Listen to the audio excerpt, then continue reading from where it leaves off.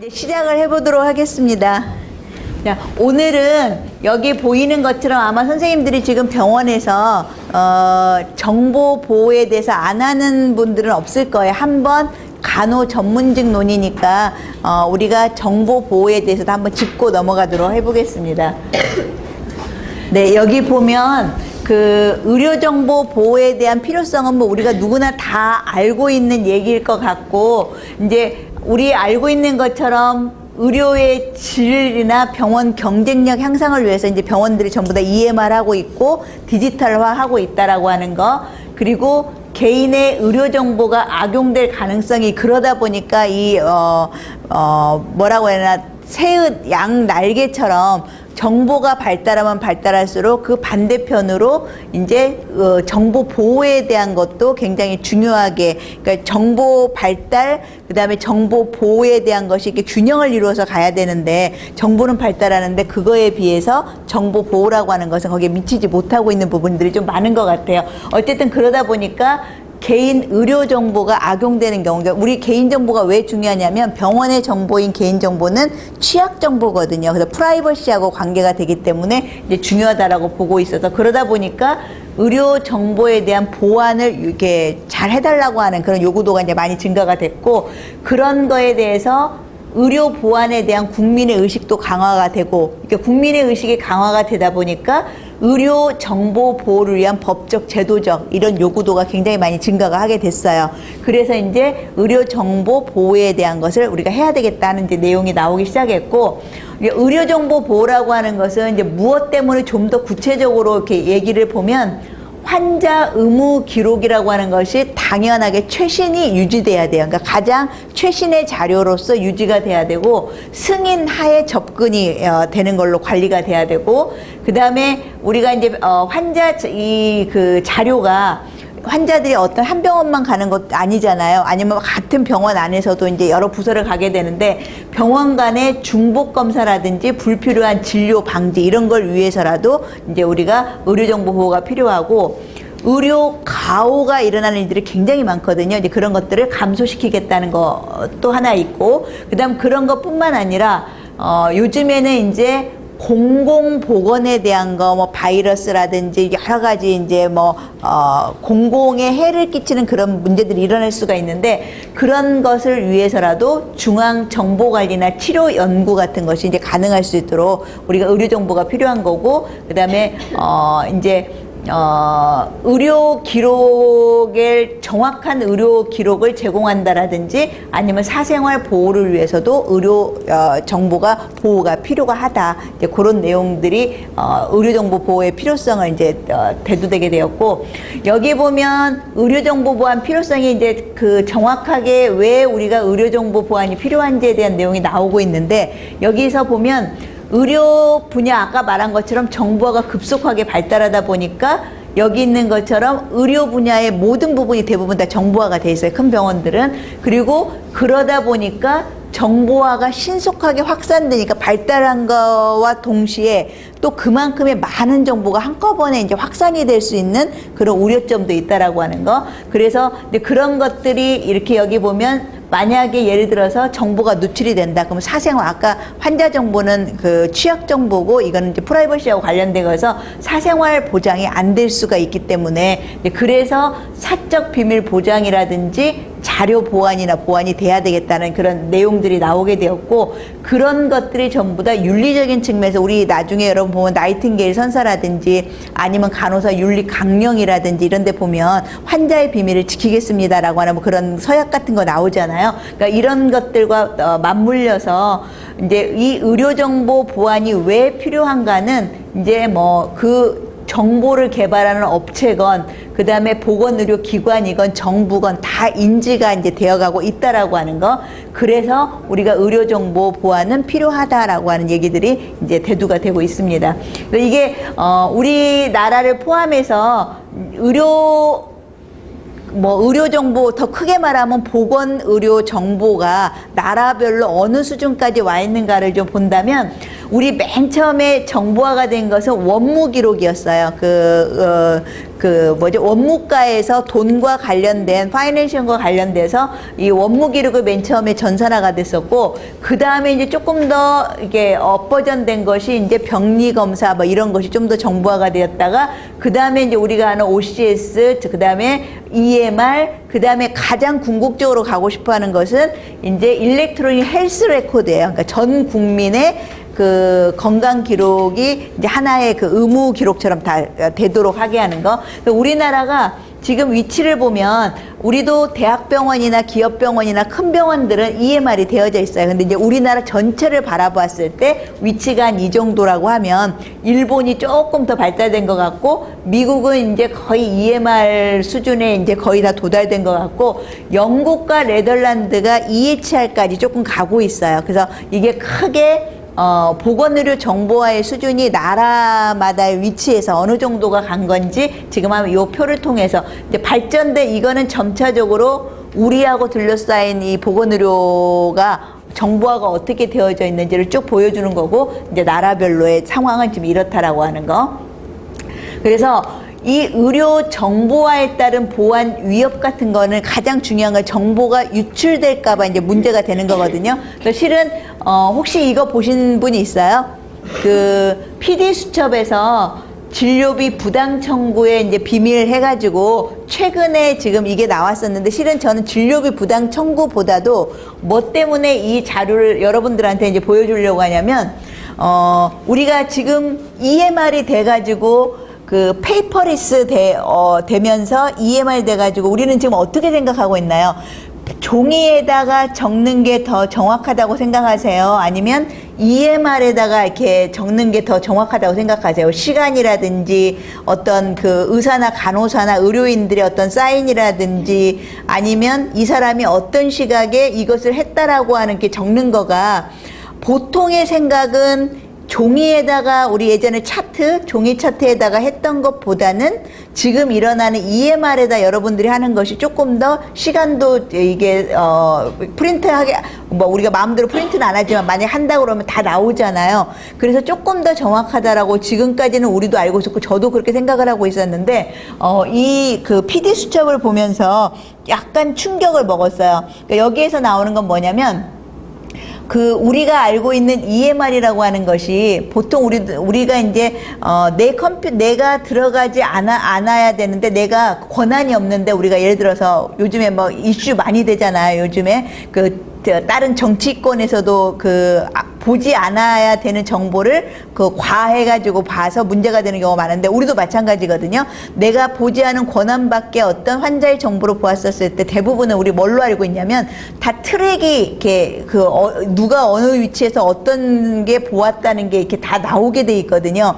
그런데 그래서 이제 함부로 볼 수 없을 거라고 생각을 했었었는데, 처음 만드는 여기에서, 여기는 전체 내용은 보여주지 않고 아주 그냥 예고편 몇 초짜리만 볼 건데, 거기에는 어떤 내용이 나오냐면, 프로그램을 개발할 때부터 트랙조차도 다 지워버리게 그 프로그램이 짜여질 수가 있대요. 그러니까 여기에서는 어떤 게 문제가 되냐면, 이 PD 수첩은 환자들한테 병원이 부당하게 과하게 의료비를 청구한다라고 하는 걸로 나오지만, 또 다른 측면에는 어떤 게 있냐면, 예를 들어서 환자가 의료사고 났었을 때 보통은 우리가 종이 차트는 이렇게 뭔가를 흔적을 이렇게 뭐 찢어버리거나 뭐 어떻게든 그 EMR보다는 좀 더 부정확하다고 생각했고, EMR로 하면 정확하다고 저는 생각을 했었었는데, 그런 EMR 자체도 다 이런 트랙도 안 남기게 다 프로그램이 그 병원 자체가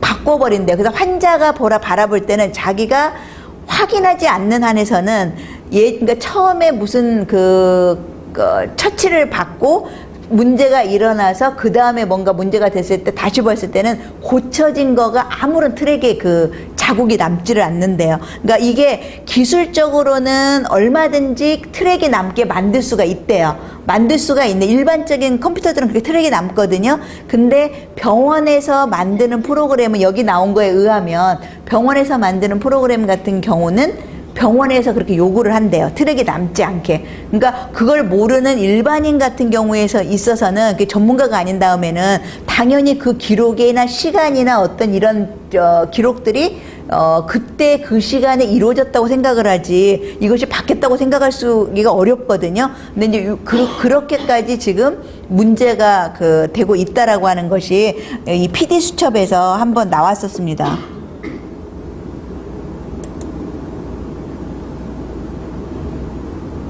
그래서 예고편에 모든 게 다 들어있으니까 예고편만 한번 볼게요. 그래서 조금 있다가 이제 선전이 지나가면 한번 볼 건데 여기 있는 것처럼 정보 유출 사례가 굉장히 다양한 케이스로 많이 있어요. 근데 이제 결론적인 건 그거예요. 정보 유출에서 우리가 제일 많이 말하는 게 막 그 컴퓨터 잘하는 해커 막 이런 얘기 많이 하잖아요. 근데 정보가 유출되는 100% 중에서 거의 7, 80%는 내부의 그 관계자의 문제가 되는 거고 뭐 해커나 그 외 다른 문제는 극히 일부분이래요. 근데 이제 내부의 문제라고 하는 것은 또 한 7, 80%가 내부인데 그 내부 중에서도 정말 고의성을 갖고 하는 건 또 얼마 그렇게 되지가 않는 거예요. 나머지 정말로 큰 포션은 어떤 거냐면 몰라서 일어나는 그런 정보 유출의 사건들이 굉장히 많다고 그래요. 그래서 이런 것 때문에 이제 지금 우리 고려대학교 병원도 이 의료정보 보호에 대해서 아마 선생님들 서약도 아마 받았을 거고 교육도 나름의 방법으로 받고 있는 걸로 지금 알고 있는데 이런 것들이 의료정보에 대한 유출을 막기 위해서 이제 다각적으로 노력을 하고 있고 나라에서도 2010년도부터 해서 이 개인정보 보호 가이드라인을 만들었어요. 그래서 500병상 이상의 이제 병원들은 다 그 가이드라인을 지켜야 된다라고 하는 거 이제 그런 내용들로 이제 되어져 있어요. 한번 나왔나 볼게요. 네, 여기까지 지금 여러분들한테 지금 보여드렸는데 이제 이런 것처럼 그러니까 우리가 생각하지 못했던 그런 그 트랙이 있어서 안 될 거라고 생각했었는데 아마도 이제 그런 것들이 그 어떤 프로그램의 스킬로 다 이제 지우고 수정하고 이런 것이 되는 현상들이 지금 많이 있어서 이게 PD 수첩에 올라온 것 같아요. 근데 어쨌든 이런 정도로 의료정보가 굉장히 이제 아직도 취약하게 하고 있다라고 하는 그런 부분이고 그래서 어쨌든 의료정보와에 따른 보안 위협 이런 것들이 다 위협이 되는 거예요. 의료정보들이. 그러니까 이런 것들의 위협으로부터 우리가 이제 의료정보를 보호를 해야 한다라고 하는 거고 그 보호해야 된다고 하는 것이 아까 말한 것처럼 개인의 굉장히 프라이버시적인 그런 자료이기 때문에 우리가 사생활 보호를 위해서 보완을 해줘야 된다. 보통의 경우에 우리가 가볍게 생각하고 있는 부분 중에 하나 퇴근할 때 그 자리 정돈이 안 되고 이런 어떤 자료들이 그 책상이나 이런 데 놓여 있다거나 아니면 그 폐기해서 우리 이렇게 그 잘라서 버려야 되는 거 있잖아요. 그런 것들이 되지 않고 쓰레기통에 간다라거나 또 이런 경우가 되게 많이 있어서 한때는 우리가 이게 그 정보화가 업그레이드 되면서 맨 처음에는 플로피 디스켓, 그 다음에 CD, 그 다음에 USB 막 이렇게 넘어가고 있잖아요. 그럴 때마다 한때는 그 CD에서 USB로 넘어갈 때 대부분의 그 자료들이 CD에 굉장히 많이 담아져 있어요. 왜냐면 백업시키고 중요한 자료들 이렇게 해놨기 때문에. 그런데 그런 거라든지 종이 같은 것이 굉장히 많은 양이기 때문에 어떤 한 큰 병원 같은 경우는 그거를 버리려고 하면 일개 직원들이 그거를 다 분쇄하거나 이렇게 하기 어려워요. 그래서 하청을 주거든요. 그러니까 하청을 주면 그 하청을 주는 곳에서 돈을 받고 해야 하는데 이제 그게 아까우니까 그런 것들을 쓰레기장이나 이렇게 가서 또 걸린 적이 많고 그래서 아마 초창기 때 우리도 그런 얘기 요즘에는 그렇게 안 버리는데 컴퓨터 컴퓨터 바꿀 때 본체 그러니까 중요한 입장에 있는 사람들은 본체 같은 것도 굉장히 자기가 확실하게 이게 처리를 하고 버려야 된다라고 하는 거. 근데 그런 것들이 어떤 정보 보안하고 관련돼서 굉장히 많은 얘기들이 이제 나오고 있는 그런 얘기들이에요. 그래서 의료정보 보호를 위한 원칙이 있는데 이제 이거는 뭐냐면 의료정보 보호는 이건 이제 우리 의료를 담당하고 있는 우리의 간호사의 경우에 있어서는 이런 것들을 다 알고 우리가 있는 내용이 한번 다시 짚어보면 건강 증진 목적으로만 이게 공개될 수 있는 거고 그 다음에 해당 환자의 동의 없이는 공개될 수 없고 반드시 비밀 지켜줘야 되는 의무가 있고, 그 다음에 그 대상자는 자기 자료에 대해서 자기는 고지를 받을 뭔가 변동이 있거나 뭔가 상황이 달라지면 고지를 받을 권리가 있고, 그 다음에 의료 정보를 만약에 우리가 과용하거나 남용하게 되면 법적 책임을 지게 되는 거고, 그 다음에 이제 기본적으로 이런 부분에 대해서도 침해되어서는 안 된다라고 하는 게 이제 기본적인 의료 정보 보호를 위한 이제 원칙으로 가지고 있는 내용입니다.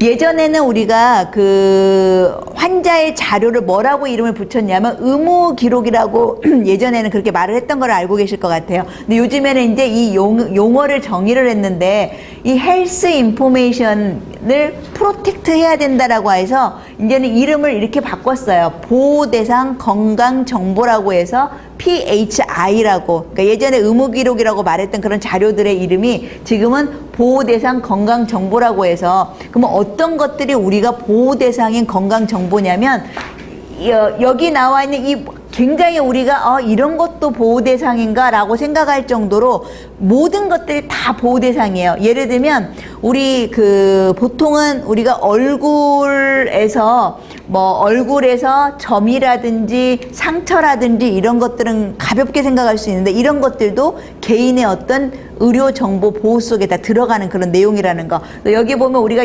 기본적으로 사람들한테 주고받고 있는 우리의 기본 정보, 그런 것뿐만 아니라 우리를 유추할 수 있는 어떤 모든 번호, 차량 번호, 얼굴 전체 사진 이미지, 기타 등등등등, DNA, 목소리, 이런 것까지도 전부 다 우리가 이제 보호를 해야 되는 그런 보호 대상 건강 정보라고 하는 거. 그래서 이 의료 정보 보호와 관련되어서 어떤 내용들이 많이 나오고 있냐면, 지금은 이제 아까 우리가 우리나라 포함해서 좀 유수한 나라들의 의료정보 현황을 보면 거의 EMR은 큰 병원들은 다 갖추고 있고, 궁극적으로는 EHR로 가려고 하고 있는 거거든요. 그러다 보니까 이런 것들이 많이 전산화되니까 반대급부로 문제가 생기면 엄청나게 많은 양이 이제 유출이 돼버리는 거예요. 그래서 어떤 게 굉장히 직접적으로 우리가 얼마나 의료정보보호에 취약한지를 나타내고 있냐면, 우리나라에서 대학병원이나 기업병원에서 이 의료정보 보호를 위해서 연간 30억 정도를 쓴대요. 근데 이 30억이라고 하는 것은 의료정보 보호가 아니라 정보화를 위해서 한 30억 정도를 쓴대요. 이 30억 중에서 의료정보 보호를 위해서는 거의 따로 비용이 거의 없대요. 그러니까 물론 이제 지금은 그런 것들이 많이 바뀌어져서 조금씩은 되어져 가고 있는데, 그만큼 우리가 정보화에 대해서는 고민을 하면서 그 반대급부에 똑같은 양의 무게를 갖고 있는 의료정보 보호에 대해서는 굉장히 이렇게 가볍게 생각을 하고 있다라고 하는 거. 이제 이런 것들에 대한 것들이 기사가 많이 났었어요. 의료정보 보호를 하면 적어도 요 세 가지는 알고 계셔야 돼요. 그러니까 우리가 오늘 이 시간에 의료정보 보호라고 하는 것을 배웠다 그러면 적어도 ISO 17799가 뭐고, 그 다음에 히파라고 하는 게 뭐고, 그 다음에 메디스 DC라고 하는 것이 무엇인지 정도는 이제 용어를 알아야 되는데, 이 ISO는 이 인터내셔널 스탠더드 오거나이제이션, 그러니까 어떤 나라든지 모든 나라가 국제 표준을 받는 기본이 이 ISO예요. 근데 이 ISO 뒤에 이런 넘버가 굉장히 종류가 많아요. 그래서 어느 나라든지 무슨 물건을 개발을 했던 무슨 기술을 개발하면 이 뒤에 번호만 바뀌어서 ISO 뭐뭐뭐를 받아야 되는 거예요. 대부분의 모든 나라가. 그런데 의료정보 보호와 관련된 번호에 17799는. 그래서 여기 ISO 17799는 우리가 의료정보와 관련되어서 받는데 어떤 내용을 받냐면, 우리가 이제 그동안은 의료정보다 그러면 대부분 다 뭐만 생각하고 있냐면 기술적인 거. 컴퓨터에 어떻게 하면 의료정보가 이렇게 보호될 수 있게 프로그램을 깔까. 근데 이제 지금은 그건 기본이고, 관리적으로도 보호를 해야 되고 물리적으로도 보호를 해야 된다. 그러니까 기술적인 보호뿐만 아니라 관리적, 기술적, 물리적인 보완이 다 이루어져야만 우리가 의료정보가 보완이 됐다라고 이렇게 얘기를 한다는 거예요. 그래서 이런 거에 대한 것이 ISO 17799고, 히파 굉장히 유명한 거예요. 그래서 이 히파는 미국에서 나온 건데, 헬스 인슈런스 하고 이 포터빌리티 앤 어카운터빌리티 액트라고 해서 의료 정보와 관련된 모든 거에 법률이 들어가 있는 게 히파예요. 그래서 히파는 대부분의 사람들이 이제 많이 알고는 있는데 어쨌든 병원에서 의료 정보와 관련돼서 준수해야 될 상황이 자세하게 나와 있는 게 히파고, 이 메디스 DC는 일본의 전자기록과 관련된 내용이에요. 그래서 내용들은 다 비슷비슷해요. 조금의 용어 차이만 있을 뿐. 그래서 ISO 17799를 보면 여기 나와 있는 이런 내용들을 쫙 보면 의료 정보 보호와 관련된 내용들이에요. 그래서 아마 여러분들이 한 번씩은 다 들었던 이제 그런 내용들이기 때문에 내용은 자세히 보지 않지만 정보 보호 정책이 있느냐, 또 정보 보호를 할 수 있는 조직을 그 조직이 가지고 있느냐, 그 다음에 이런 인적 보안에 대한 거 있느냐, 준수 관리를 위한 어떤 시스템이 있느냐, 그 다음에 물리적으로 이 조직이 의료 정보 보호를 위해서 어떤 뭔가 물리적인 어떤 정책을 가지고 있느냐, 이런 것들에 대한 얘기들이 다 하고 있는 거예요. 그 다음에 히파라고 하는 것도 마찬가지. 아까 그 내용하고 거의 비슷한 내용들. 히파, 그 다음에 이 히파에서는 여러분이 하나 꼭 좀 알아두면 좋을 게, 히파가 그래도 세계적으로 미국에서 만들어진 어떤 의료정보 보호와 관련된 법률안인데, 이게 매번 이것도 업그레이드가 돼요. 업그레이드가 되는데, 우리하고 관련되어서 우리가 좀 간호사의 입장에서 우리가 새로운 정보로서 좀 환자를 대할 때나 보호자를 대할 때 알아둘 게, 히파에서 2013년도 1월에 4가지 조항이 조금 더 업그레이드가 있어요. 그러니까 어떤 내용이 있냐면, 기존 내용에서 우리가 환자의 의료 정보를 보호할 책임을 갖고 있는 곳은 당연히 병원. 그 다음에 병원하고 관련된 조직체는 예전에는 무슨 문제가 일어나면 병원이 책임을 지는 거지, 그 병원하고 관련된 조직은 책임을 안 졌어요. 근데 책임을 진 조직은 뭔가 서약서 쓴 조직 같은 경우만 책임을 졌는데, 이제는 서약서를 쓰건 안 쓰건 비즈니스 파트너나 하청업체도 환자 의료정보 보호에 관련해서 문제가 발생이 되면 같이 책임을 지니까 굉장히 이게 스트릭해진 거죠. 굉장히 이제 하드해진 거예요. 그래서 이렇게 이제 만들어진 거 하나하고, 그 다음에 또 하나는 우리가 환자들이 자기의 의료 기록을 전자 형태로 발급받으세요. 아마 이제 그동안 우리가 프린트를 해서 준다거나 뭔가 해서 줬었을 건데, 지금은 전자 형태로 해서 이렇게 받을 수가 있다라고 하는 거.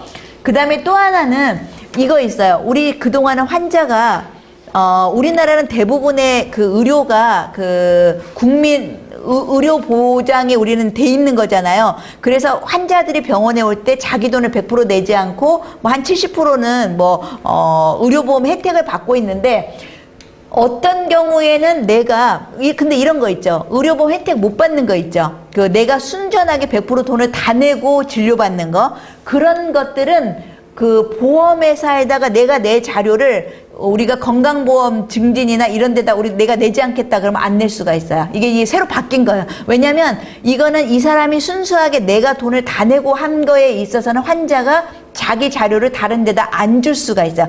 단 여기서 예외는 공공의 이익을 위한 거 빼놓고, 예를 들어 전염병이라든지 뭐 이런 것은 안 되는 거, 그런 거가 아니고서는 자기가 다 낸 돈에 대해서는 보험회사라든지 이런 데 안 알릴 수가 있어요. 그러니까 이것을 우리가 만약에 이제 환자들한테 여러분들이 묻거나 그러면 이렇게 바르게 알려줘야 될 것 같고, 그 다음에 이 또 하나 더 스트릭하게 된 히파에서 나온 업그레이드 된 내용이 뭐냐면, 예전에는 우리가 환자의 개인 의료 자료가 노출이 됐어요. 의료 정보가 잘못돼도 보호가 안 돼가지고 노출이 되었을 때, 우리가 그거를 사건화 시켰을 때는 어떤 때만 사건화 시켰냐면, 노출이 되어서 뭔가 치명적인 손해를 봤을 때, 그 사람이 손해를 받건 기관이 손해를 받건 뭔가 문제가 됐을 때만 의료정보 보호가 노출이 되어서 사건화 됐을 때만 문제시했는데, 지금은 사건화가 됐든 안 됐든 정보가 보호가 안 됐으면 문제가 되는 걸로 이게 바뀌었어요. 그러니까 여러분들이 지금 이 4가지 항목은 기존에 알고 있었던 내용보다 조금 더 환자 입장에서가 대상자들을 보호하는 입장에서 조금 더 강력하게 이것들이 바뀌어져 있다라고 하는 거. 그래서 하나 알아두시면 좋을 것 같고, 아까 이제 이 메디스는 일본의 의료정보 보안을 위한 그런 체계예요. 그래서 내용은 거의 다 비슷하니까 여러분들이 이제 한번 아까 ISO 17799라든지 히파라든지 이 메디스 DC라든지 이런 것들은 한번 알아보면 좋을 것 같아요. 그래서 실은 아까 이게 이제 오늘의 핵심 내용이에요. 우리가 의료 정보를 보완을 한다, 보호를 한다, 그러면 뭘 보호를 하냐면, 아까 말한 것처럼 가장 먼저 일단적으로는 관리적으로 보완 대책이 있어야 돼요. 그러니까 이거를 보완의 조직도 있어야 되고, 보완을 감당할 수 있는 책임자도 있어야 되고, 보완을 위한 어떤 조직체도 있어야 되고, 이 보완에 대한 것과 더불어서 이제 컴퓨터 자체에다가 우리가 행해지는 어떤 기술적인 보완, 그 다음에 이걸로 끝나지 않고 물리적인 보완이라고 하는 것은 그러니까 우리가 이렇게 우리 보통 어느 조직체에 가면 다 컴퓨터 쓰니까 큰 중앙 서버가 있잖아요. 그런 거는 아무나 들어가면 안 되는 거고, 그 다음에 갑자기 뭐 전기가 나갔다든지 큰 재해가 무슨 재난이 일어났다든지 이랬었을 때는 이런 물리적인 보완 같은 것도 되어져 있어야 된다. 그래서 우리가 정보가 보완된다 그러면 적어도 이 세 가지 영역이 다 보완이 될 때 이제 정보가 보완이 된다, 이제 이렇게 얘기를 한다라고 하는 거. 그래서 정보가 보완이 된다 하는 말은 우리가 용어로서 기밀성이 지켜지고 무결성이 지켜지고 가용성이 있어야 정보가 보완이 된다라고 얘기를 해요. 그래서 기밀성이라고 하는 건 말 그대로예요. 이 기밀은 기밀이 지켜져야 돼요. 그러니까 합법적인 사람만 들어갈 수 있어야 되고, 뭔가 다른 사람들은 그런 것을 볼 수가 없게 기밀이 잘 이루어져야 되는 건데, 만약에 그렇게 안 되고 이런 것들이 예를 들어서 내가 이 기밀을 잘 지키지 못하고 누군가가 이 나의 기밀이 이렇게 훔쳐져서 보게 되었을 때, 뭐 방법은 여기 나와 있는 것처럼 온갖 방법을 통해서, 그러면 이제 기밀성이 유지가 안 되는 거고, 그 다음에 무결성이라고 하는 것은 말 그대로 아무나 그 정보에 들어가서 수정하는 게 아니라고 그랬죠. 그 정보에 들어가는 권한이 있는 사람만이 올바른 정보로 새로운 정보를 이렇게 수정을 해줘야만 무결하게 정보가 돼 있어요. 근데 이거는 해커들이 그런 거 많이 해요. 정보를 바이러스를 넣어서 뭐 변환시켜버린다거나 뭐 한다거나, 그러면 이제 무결한 게 정보가 아닌 거예요. 예전에 초창기 때는 수술 환자들, 왼쪽 다리 커팅해서 수술해야 되는데 오른쪽 다리로 바꿔놔서, 그러니까 문제가 발생할 때는 그런 사례들이 많지는 않지만 간간이 있었어요. 그러니까 보통 그렇게 해커가 바꿔놔도 우리가 간호사가 스크린하고 의사가 스크린하고 이렇게 스크린 당하면 괜찮은데, 사고가 터지려면 꼭 어떤 순간에 모든 스크린이 다 미싱이 되는 때가 있어요. 그랬을 때 해커가 그걸 바꿔놓으면 왼쪽 다리 잘라야 되는데 오른쪽 다리 자른다든지 뭐 이런 일들이 일어나고 이제 예전에는 간간이 있었어요. 그래서 어쨌든 이 무결해야 된다라고 하는 거. 그 다음에는 가용성이 있어야 돼. 언제 어디서든지 이 자료를 잘 쓸 수 있어요. 이 의료 정보라고 하는 거를 필요한 때 이거를 잘 할 수가 있어야 돼요. 근데 아까 물리적 보안처럼 뭐 재난이 일어났다거나 정보가 일어났다거나, 심지어는 컴퓨터 본체를 들고 이렇게 도둑이 가져가 버리는 수도 있어요. 어떤 그런 것들이. 그러니까 이런 것들은 가용성에서 그런 건 문제가 되는 거예요. 그러니까 아까 말한 것처럼 기밀성, 그 다음에 무결성, 가용성, 이런 것들이 잘 이루어져야만 우리가 정보 보호가 된다라고 얘기를 할 수가 있어요. 아까 그 세 가지, 관리적, 그 다음에 기술적, 물리적, 그랬을 때 관리적인 보안이라고 하는 건 이런 거예요. 보안 정책이 있는지, 그 다음 보안 있는지, 보안 지침이 있는지, 보안 조직이 있는지, 이런 거를 보는 것이 관리적인 보안이에요. 이거는 실은 이제 정부가 개인정보 보호 2010년도 10월 정도인가 그 개인정보 보호를 위한 가이드라인을 만들었어요. 그래가지고 그때부터는 우리가 지금은 이게 굉장히 나름 정보 보호에 대해서 이렇게 노력을 하고 있거든요. 그러니까 여기 있는 내용들은 그런 내용들이니까 여러분들이 한 번씩 쭉쭉 보면 좋을 것 같아요. 인적 관리, 그러니까 관리적이라고 하는 것은 우리가 우리 제일 사고가 많이 일어나는 게 뭐냐면, 외부 업체한테 위탁의 어떤 걸 주었을 때, 보통 우리가 요즘에는 큰 병원들이나 기업 병원은 자기네 자체 전산팀을 다 가지고 있어서 거기에서 프로그램도 개발하고 이렇게 많이 하는데, 초창기 때는 우리가 프로그램 개발의 전문가들이 아니잖아요. 의료의 전문가지 그런 게 아니어서 외부에다 이런 것들을 다 많이 줬었어요. 그렇게 주다 보니까 이 외부가 관리자가 돼버리면 모든 자료를 다 좌지우지할 수가 있거든요. 그래서 요럴 때 문제가 가장 많이 일어나서, 이럴 때 우리가 지금 어떻게 하냐면 다 서약서를 쓰게 돼 있어요. 여기에 문제가 났었을 때 이제 어떻게 한다. 왜냐면 너무나 뻔하거든요. 예전에 여러분 보이스피싱 굉장히 사건 많았었잖아요.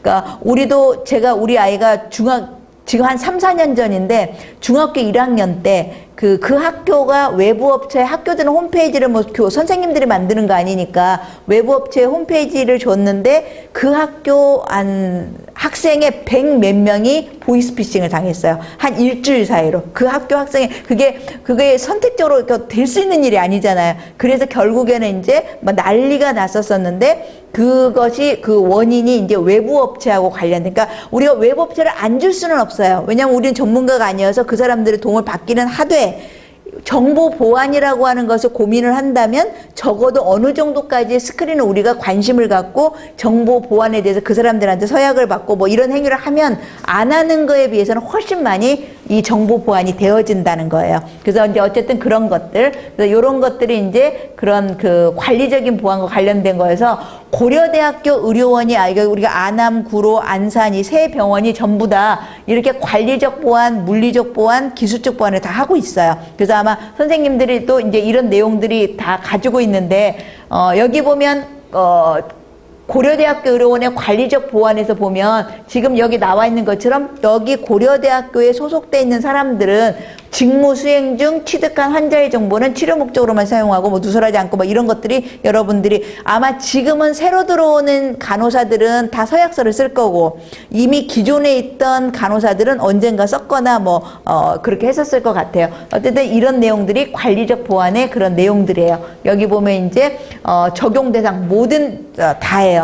그 아까 말한 것처럼 외부 업체 포함 다 하고, 그래서 윤리 수칙, 그다음에 지침 운영 이런 것들을 다 관리적으로 가지고 있다라고 하는 거죠. 한 번 정도는 여러분들이 이런 내용들을 읽어두시면 여러분도 보호하고 환자도 보호하고 좋을 것 같아요. 그래서 쭉쭉 여러분들이 그 보통의 문제에서는 그 보안 교육도 우리가 아까 내가 그 정보 보안에서 가장 100% 문제가 일어났을 때 7, 80%는 내부에서 일어난다고 했잖아요. 그 내부 중에서도 고의성을 가진 거는 극히 일부인 거고, 그건 우리가 어떻게 할 수가 없고, 나머지 대다수는 보안에 대한 인식과 이런 게 없어서 그렇다는 내용, 연구가 되게 많이 나와 있어요. 그래서 보안 교육을 굉장히 아느냐 몰라서 못 지킨다라고 하는 거. 그래서 이제 이런 보안 교육 같은 것도 정기적으로 굉장히 이제 많이 시켜줘야 된다라고 하는 거. 이 내용도 여러분들이 한번 이렇게 보시면 좋을 것 같고. 그 다음에 이제 기술적인 보안은 아까 말한 것처럼 이미 우리 개인들도 컴퓨터에 보면 방어벽하고 아이디 패스워드 넣고 막 이런 거 다 하잖아요. 마찬가지로 이 의료 정보의 기술적 보안이라고 하는 것은 컴퓨터와 관련된 그런 보안들이에요. 그래서 이미 우리가 다 하고 있는 그런 내용들이어서 우리가 지금 보고 있는 우리의 이런 그 의료 정보 보호, 개인의 건강 정보 보안이 필요한 영역은 이런 내용 다예요. 병원에서 우리가 환자들이 진료받거나 치료받을 때, 그 다음에 우리가 연구, 여러분들도 이제 석사를 졸업할 때 이제 논문을 쓰게 되면 환자의 자료를 가지고 하거나 간호사의 자료를 가지고 우리가 많이 하게 되는데, 이럴 때도 우리가 그 사람의, 우리가 그래서 설문지 할 때 다 거기다 이렇게 서약하듯이 얘기를 쓰잖아요. 연구 목적으로만 쓰고, 그 다음에 뭐 무기명으로 하고 뭐 이런 말들이 전부 다 개인의 어떤 정보를 보호하기 위한 그런 지침이라고 하는 거. 이 기술적 보안에 대한 것들은 지금 여기 보면 이제 쭉 내용인데 여러 개, PIMS라고 하는 게 뭐냐면 개인, 퍼스널 인포메이션 그 매니지먼트 소프트웨어예요. 그래서 개인 정보 보호를 위한 관리 체계가 이 병원이 얼마나 잘 돼 있느냐 인증. 여러분 우리 JCI 인증받는 거랑 거의 비슷해요. 그래서 여기도 내용을 한번 보면 이렇게 인증, JCI 인증 받듯이 먼저 이제 그 자체적으로 우리가 이렇게 우리의 보고 자체 평가를 하고 이 사람들이 와가지고 이런 기간을 주고 개인 정보 보호가 얼마나 잘 되어져 있는지를 이제 평가를 하는 건데 항목들은 이런 거예요. 여기 보면 아까 말한 것처럼 정책이 얼마나 정보보호에서 갖추어져 있느냐. 아까 우리가 말했던 관리적, 기술적, 물리적 보안의 내용들의 항목들이 여기 이렇게 쫙 있어요. 요 세부적으로 이 밑에 또 항목들이 있고. 그래서 이런 항목들을 가지고 얼마나 그 조직이 개인정보 보호를 보호하기 위해서 준비를 하고 있느냐 하는 것들에 대한 내용이어서 이것도 여러분들이 한번 이렇게 보세요. 여러분들이 이 의무기록 우리가 쓸 때 어쨌든 EMR이나 뭐 OCS나 이런 거 할 때 우리가 다 권한이 주어져 있거든요. 그래서 아마 여러분들이 보면 간호인 우리에 있어서는 병동 간호사는 자기 병동에 있는 환자, 그 다음에 외래 간호사는 자기 외래 환자, 그 다음에 간호부 같은 경우에는 보통 경우에 있어서 열람은 할 수 있고, 만약에 이제 간호부 같은 경우 요청해서 필요한 것들은 자기가 우리가 요청을 해가지고 우리가 또 볼 수가 있고, 근데 보통 우리가 권한에서 서약서들은 이제 우리가 다 지금 쓰고 있는 거고, 그 다음에 이제 출력 안 되고 뭐 이런 것들을 여러분들 다 알고 있는데요. 그러니까 기본적으로 의무기록 사용자별 권한이 이렇게 고려대학교 병원도 마찬가지고 대부분의 병원들이 이렇게 다 갖추고 있어요. 그래서 이제 요 원칙에 따라서 하는데, 아마 아까도 나왔지만 지금 얘기가 많이 되고 있는 것들이 뭐냐면, 의료 정보팀, 그러니까 의사나 간호사나 의료인보다도 이제 그게 정보를 관리를 해야 되다 보니까 그 외적인 행정적인 사람들이 더 많은 정보를 보고 좀 이제 그 권한이 더 이렇게 과할 수 있다라고 하는 데서 뭐 문제가 발생되기도 한다고 그래요. 그래서 어쨌든 간에 이제 요런 사용자별로 권한을 우리가 주고 있다라고 하는 거. 그래서 여러분들 또 이 의료정보 이런 거 사용하려면 신청서 이렇게 다 써서 아마 하는 걸로 알고 있고, 그 다음에 아까 말한 것처럼 환자의 개인정보, 비밀 유지 서약서 같은 거 지금 우리가 쓰고 있고, 여기 있는 것처럼. 그리고 이제 아까 그런 내용 더불어서 마지막으로 물리적 보안이라고 하는 것은 말 그대로 물리적인 거예요. 그러니까 물리적인 거니까 예를 들어서 여러분들이 우리 그런 거 JCI 때문에 많이 정돈됐을 거라고 생각하는데, 컴퓨터 이렇게 쓰고 우리 간호사들 컴퓨터 할 때 환자들이 이렇게 환자나 환자보들이 이렇게 왔을 때 우리의 이 화면이 다 보일 수 있잖아요. 그러면 이렇게 환자 중에서는 남한테 알리고 싶지 않은 질환의 병명을 가진 사람들도 있을 수 있는데, 그랬을 때 어떻게 할 건지, 그 다음에 막 일하다가 누가 나를 호출해서 내가 갔으면 이 화면이 어떻게 될 건지, 아마 지금은 뭐 몇 초 이상 되면 화면 보호가 돌아가고 뭐 이런 것들이 다 되어져 있어서 어쨌든 그렇게 그만큼 정보 보호를 물리적으로도 해야 되고, 또 어느 순간에 나 열심히 일을 하고 있는데 뒤에서 누가 내 거를 이렇게 보고 있는 거, 그런 것도 여러분들이 조심을 하셔야 돼요. 그러니까 왜냐면 이거는 어떤 그냥 좋은 정보는 상관없는데 취약 정보라는 거 그런 것을 언제나 이렇게 조심을 하고 해야 된다는 거. 그래서 물리적인 거는 이런 거예요. 아무나 출입 통제하는 게 아니고 딱 권한 가진 사람이 해야 된다라든지, 아니면 그 재난이나 비상 때를 대비해서도 뭔가 어떻게 해놔야 되고, 그 다음에 그런 것을 비상 복구할 때도 어떻게 해야 되고, 그 다음에 우리가 아까 말한 것처럼 컴퓨터 본체 들고 가버리기도 한다고 그랬잖아요, 도둑들이. 그래서 그런 것들에 대한 것들도 어떻게 놔야, 어느 위치가 가장 안전하게 이 정보를 보완을 할 수 있는 건지, 그런 것들도 고민을 하셔야 되는 거예요. 그래서 우리가 물리적 보안을 위해서 할 수 있는 수단들이에요. 아마 병원들이 많이 이렇게 우리 뭐 바코드 찍고 들어간다라거나 뭐 여러 가지 이렇게 하고 있죠. 이런 것들이 물리적 통제를 위해서 하고 있는 거. 그래서 여기 내용들은 보호구역을 위해서 우리가 어떻게 해야 되고, 위치는 어떻게 해야 되고, 뭐 불도 날 수 있으니까 뭐 소화기도 해줘야 되고, 그런 장소는 아무나 들어갈 수 없게 뭐 통제도 해야 되고, 그 다음에 퇴직하는 이제 직원에 대해서는 어느 일정 기간 후에는 아이디 패스워드가 바뀌어야 된다라든지 뭐 이런 것들이 되게 많아요. 그래서 실상은 이렇게 정부 관련돼서 중요한 자료를 관리하는 곳들은 우리 USB 꽂는 곳이 없어요. 그러니까 USB를 꼽아서 갖고 갈 수 있게 하지 않고, 매일도 뭐 삼성이나 이렇게 큰 어떤 대기업의 중요한 어떤 기술을 하는 곳에는 대용량이나 이런 것들은 다 점검을 받아서 나가게 돼 있어요. 그러니까 그만큼 정보 보호라고 하는 것은 굉장히 이제 중요한 요소라고 하는 거. 그래서 여기 이런 내용들은 물리적 보안에 대한 그런 내용들이에요.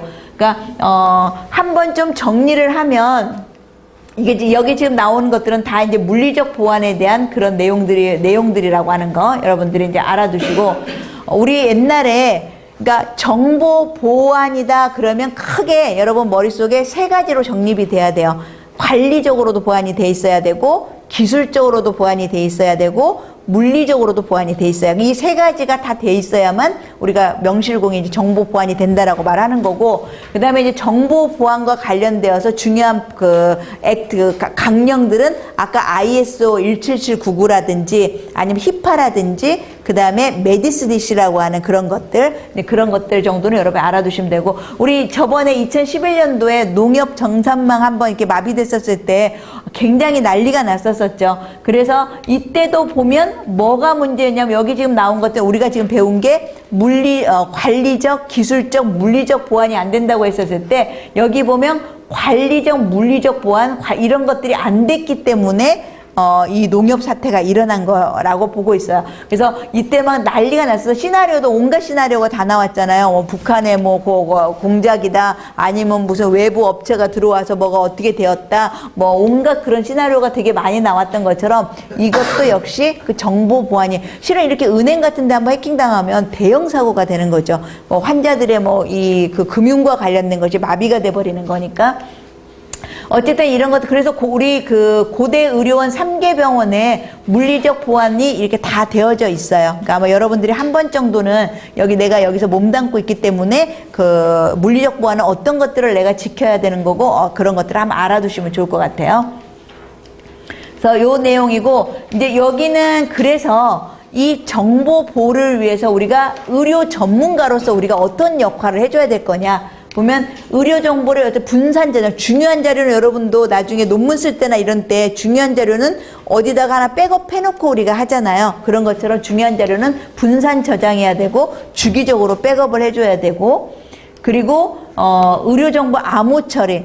아마 지금 우리 그 주민등록번호 대신에 아이핀으로 이렇게 하는 사람들도 있고, 그러니까 실상은 주민등록번호를 한 번만 암호화만 시켜도 굉장히 많은 부분을 정보를 보호를 할 수가 있다고 그래요. 그런데 그럼에도 불구하고 또 어떤 경우가 있냐면 암호화를 시켰는데 암호화를 시킬 때는 이게 뭐라고 또 그 해석지가 있어야 된대요. 그게 또 이 해킹을 당해버리면 그것도 또 문제가 되긴 되는데, 그럼에도 불구하고 그냥 로어하게 쓰는 주민등록번호보다는 한번 암호화를 시켜주면 그래도 어느 정도는 스크린이 된다라고는 얘기를 하더라고요. 그래서 어쨌거나 이렇게 암호 처리가 되어져 있어야 되고, 제일 중요한 거는 의료 정보 보호라고 하는 것이 얼마나 중요하고 이것이 잘못됐을 때 그 심각성이 얼마나 큰지에 대한 것이 교육이 강화돼야 된다라고 하는 거. 그러니까 내부자, 외부자 이런 거에 대한 이런 교육이 있으면 굉장히 많은 부분이 몰라서 일어나는 일이 많기 때문에 해결이 된다라고 그럽니다. 그리고 이제 합리적인 의료정보 접근 통제 이런 규칙 다 이제 우리가 지키고, 그 다음에 이런 것을 잘 보관할 수 있는 기술도 많이 개발이 될 거고, 그 다음에 보건의료 전산 시스템을 사용할 때는 이제 이런 우리가 기본적으로 우리 지키는 것들이 있어요. 이런 것들을 숙지해서 우리가 아마 지키게 될 것 같고, 마지막 장이에요. 그래서 오늘 이제 이 정보 보안이라고 하는, 특히 우리는 의료 정보 보안인데, 이 의료 정보 보안에서 생각해 봐야 될 점이 뭐냐. 그러니까 내가 현재 간호사로서 정말로 의료정보 보안에 대한 인식을 내가 바르게 하고 있느냐. 그래서 실은 이제 이번에 이런 문제 때문에 요새 정보 보안이 굉장히 핫 이슈로 되게 큰 주제로 많이 이렇게 나오고 있거든요. 그러니까 정보는 굉장히 발달하고 있는데 양 날개라고 했는데, 한 날개는 굉장히 발달하고 있는데 또 한 날개가 발달하지 못하면 새가 제대로 날아갈 수가 없는 거거든요. 그래서 의료정보 보안도 굉장히 중요한 이슈고, 여기도 많이 투자를 해야 되고 우리가 이제 신경을 많이 써줘야 되는 그런 부분인 것 같아요.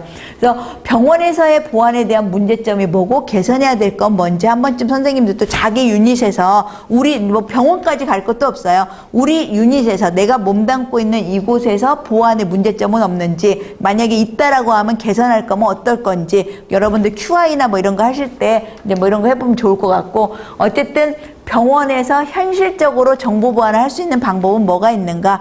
이렇게 보통 내가 이렇게 살짝 옆에서 들어보면 이제 수간호 선생님이 그 종이를 받으셔가지고 이제 스텝 간호사들한테 이렇게 말해줘서 이렇게 하시는 그런 교육. 그러니까 어떻게 보면 조금 형식적일 수도 있거든요. 근데 그런 것들을 한번 조그만만 생각만 달리해서 이게 얼마나 중요한 건지에 대해서 교육을 시키면 굉장히 좋을 거라고 생각이 듭니다.